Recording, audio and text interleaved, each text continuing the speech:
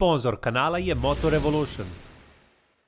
Dragi ljubitelji skutera i poštovaoci kanala, dobrodošli na sajam. Danas je utorak, 17. mart i želim ovaj video na brzinu da posvetim novitetima i onoga čega nema, a što ste vi kao gledaoci, odnosno mi kao potencijalni kupci i očekivali. Neću da previše pričam, pa to je ovako, to je onako, ajmo odmah da vidimo čega ima, odnosno čega nema, a ako se slažete, krenuo bih sa Hondom. Honda, odnosno Delta, tu je i KTM-ova mašina, XADV je tu za ovu 2026. godinu, ali ono što nedostaje, a to je Honda Forza 750. Prema rečima domaćina, 750 još nije poslata iz fabrike, još nije zvanično sklopljena i puštena u promet i to je jedan od razloga zašto 750 fali, kao što je to bio slučaj i protekle godine, a domaćin nam je rekao da su jedva nabavili i onu 750-icu XADV u specijalnoj boji, kao i prošle godine. XADV je tu, ali opet Forza 750 će stići najvjerovatnije za nekih možda mesec dana. Evo nas ovde na Yamahinom štandu. Što se tiče samog dizajna i samih noviteta za sve one koje su očekivale neki novi dizajn, neki, što bi vi mladi rekli, restyling, ništa se nije promenilo u poređenju sa proteklom 2025. godinom, a ono što je novitet dolazi nam u segmentu 155-ice, dakle NMAX 155 je najavljen da se više neće proizvoditi, da se više neće prodavati, međutim fabrika je ponovo proizvela NMAX 155 koji će doći kod nas na tržište po rečima domaćina negde u maju, jedino u tek varijanti i to je najveća novina kada se radi u ovom segmentu skutera.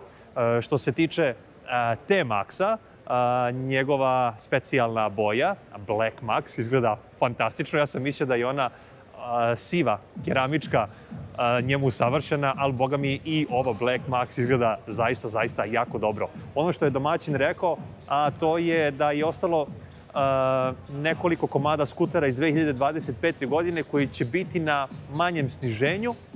To je za sve vas koji hoćete da ugrabite eventualno neki model iz prethodne godine. A što se tiče detaljnijih reportaža o samim skuterima za ovu 2026. godinu, bit će ih nešto malo kasnije. Hajmo da vidimo dalje čega ima, a čega sve nema. Ono što je trenutno novina, a to je Motorland iz auto kuće Kompresor. Oni su izašli na sajam u saradnji sa QJ Motorom i Milano Moto Centrom, odnosno Kimco Shopom, kao i Piaggio grupacijom. Ajmo da odmah krenemo sa novitetom. Jedan od najpopularnijih zverskih tricikala iz Kimcove game je tu sa oznakom CV3, kao i prethodni koji je imao 550 kubika. Dakle, ovo je Kimco AK575 sa 3 točka. Sad, detaljniju reportažu vidjet ćemo nešto malo kasnije. A ono što je zanimljivo, to je da nam je tu i 575, kojeg ste imali priliku da vidite na kanalu. A ono što je novina, dozvolite mi malo samo da okrenem kameru, a to je QJ MTX 300, koji se nalazi ovde. Vrlo interesantan QJ, ovo će biti velika konkurencija ATR-u 300.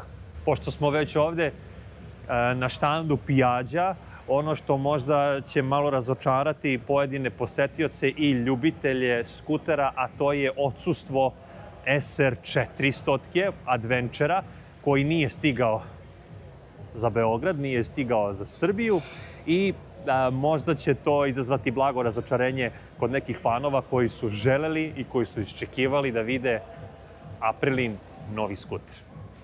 Kada se radi o skuterima, Beograd na IKMI je bio predstavljen Peda RT5, međutim, na našu žalost, ovde imamo i dalje RT3, a što se tiče modela RT5, on bi trebao doći najvjerovatnije sledeće godine.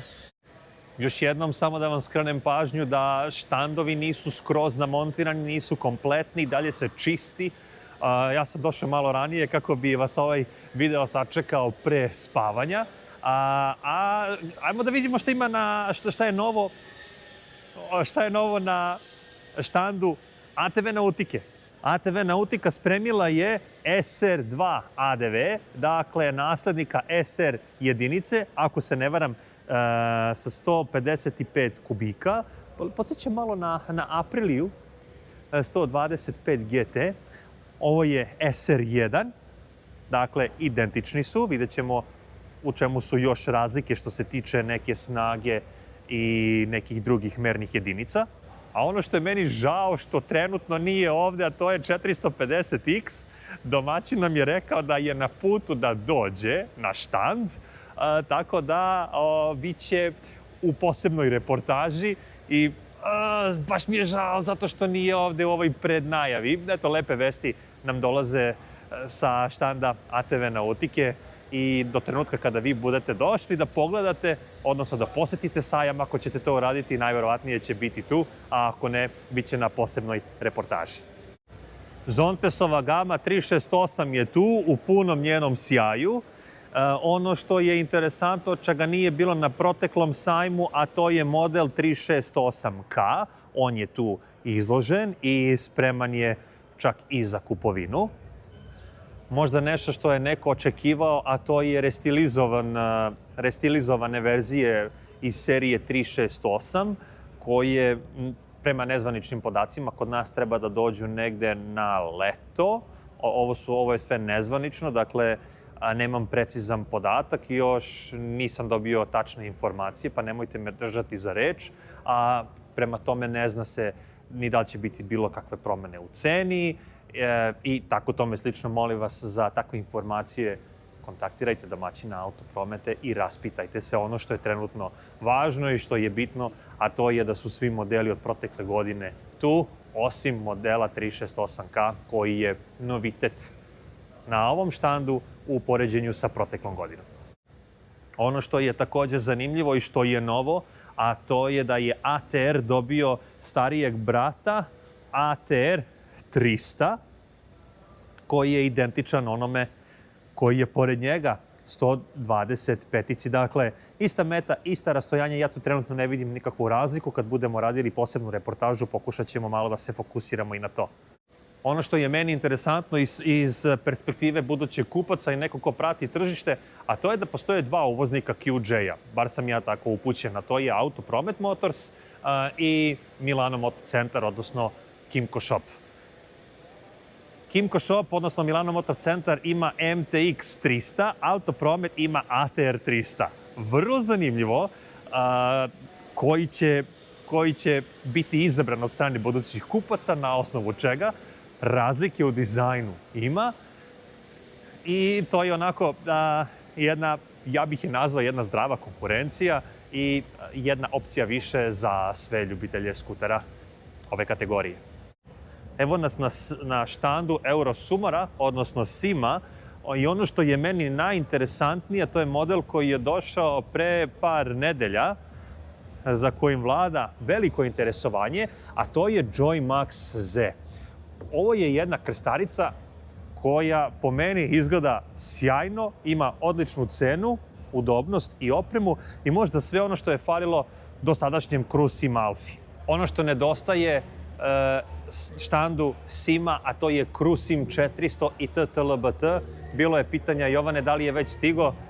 Kad sam objavio onaj short, već su počele poruke da stižu. Nažalost, ta dva modela još nisu došla kod nas i verujem da ovo neće lako pasti svim ljubiteljima Sima, odnosno tih kategorija, pa i meni. Bilo bi zaista dobro da je bar jedan od ta dva modela ovde prisutan.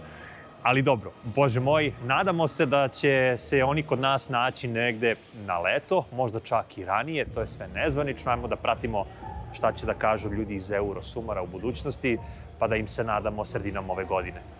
Kao što sam i rekao, trenutno se i dalje štandovi nameštaju, čisti se, briši se. Ja sam ovde uljez, komarac ušao tražeći ekskluzivu. Što se tiče Kiveja, Kivej je pripremio jedan novitet, a to je XDV 125. Domaćin kuće priprema taj skuter za izlaganje. Dakle, ovo je prethodnik, a ovo je ovaj novi. Dakle, postoje neki detalji koji su jednostavno drugačiji i koji eventualno zaslužuju pažnju budućih kupaca. Ajdemo samo brzo i na brzinu. Identičan model najvjerovatnije će biti predstavljen i na štandu skutera Beograd. Ovo nisu isti modeli, dakle ne dolaze iz iste fabrike. Oni posjeduju istu, identičnu licencu za rad, generalno i fizički izgledaju identično, ali to nije jedan te isti motor sa drugačijom nalepnicom. Prema rečima domaćina kuće, svakako da opet podsjećaju jedan na drugog, ali nije isto. Na štandu Compco, tu su K-Moto modeli, 125-ice i 300-tke. Verujem da ste već možda imali priliku da ih pogledate na njihovim društvenim mrežama. Posvetit ćemo im se u međuvremenu. A ono što je novina, ako se ne varam, čega nije bilo protekle godine, ne držite me za reč, možda ih ja nisam video, ali sad jesam, a to je letbe, ako ja to dobro izgovaram, vamo da vidimo. Dakle, ovo su ti neki letbe modeli koji malo podsjećaju na Kiva, malo podsjećaju na Pedu, malo podsjećaju i na Piaggio, pa možda malo i na Sim GTX-a. U suštini, ovo je za mene novina. Još čekamo da se ovi informativni štenderi popune kako bi mogli da vidimo i malo više o njihovim specifikacijama i o tome ko su, šta su i gde su.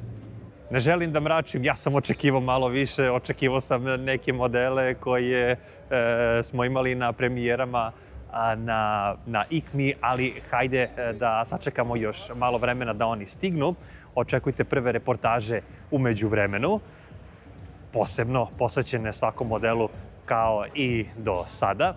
A vi u komentaru recite neko vaše mišljenje. Da li je nedostatak nekih modela razočarenje? Da li ste vi očekivali da nekih od navedenih modela budu tu, a nisu? I da li su neki modeli izvali malo veću pažnju kod vas, za razliku možda od prethodne godine? Vidimo se na reportažama, a možda se vidimo i na sajmu. Ćao, ćao!